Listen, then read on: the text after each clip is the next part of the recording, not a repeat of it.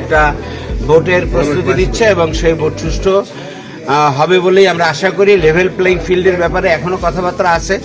আমরা আশা করছি যে এগুলো সব কিছু আজকের যে অন্তর্বর্তীকালীন সরকার এবং নির্বাচন কমিশন তারা সেটা করবেন। কিছু কিছু ক্ষেত্রে যে সমস্ত মানে উদ্বেগ বা সংশয় আছে এগুলো তারা দূর করার ব্যবস্থা করবেন।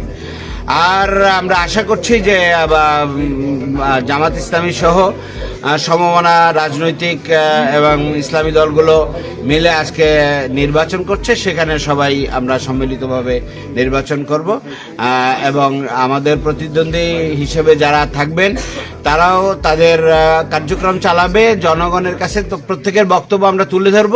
জনগণ যেখানে যাকে পছন্দ করবে সেখানে ভোট দেবে, ভোট সুষ্ঠু হবে, জনগণের বিজয় হবে, রাজনৈতিক দলের বিজয় হবে, এই প্রত্যাশা আমরা করছি এবং আমরা আশা করছি দেশবাসী তাদের পছন্দের প্রার্থী বাছাই যদি করতে পারে তাহলে বাংলাদেশে একটি মানে নিরাপদ, ন্যায় এবং ইনসাফ ভিত্তিক সমাজ এবং দুর্নীতিমুক্ত, সন্ত্রাসমুক্ত এবং লুটেরা মুক্ত, চাঁদাবাজ মুক্ত একটি বাংলাদেশ গঠিত হবে ইনশাআল্লাহ।